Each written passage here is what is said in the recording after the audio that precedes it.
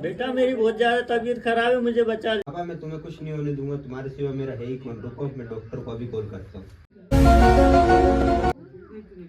Hello doctor साहब, कहाँ पे हो?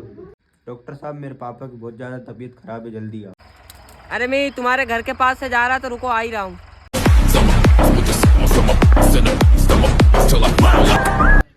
लेकिन ये साला कर क्या रहा है यहाँ पे? अरे कहना क्या चाहते हो? इनकी तो बहुत ज्यादा तबीयत खराब है। डॉक्टर साहब फिर क्या करना है? क्या करना है? इंजेक्शन लगेगा और क्या हो।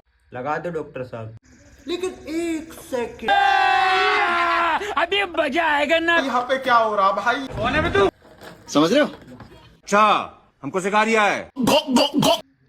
घूम जाओ, इसको पकड़ो। ये गोली सोने के बाद और ये गोली उठने से समझ रहे हो? पहले। और एक बात और, ऊपर से पानी पी लेना और नीचे से गोली खा लेना।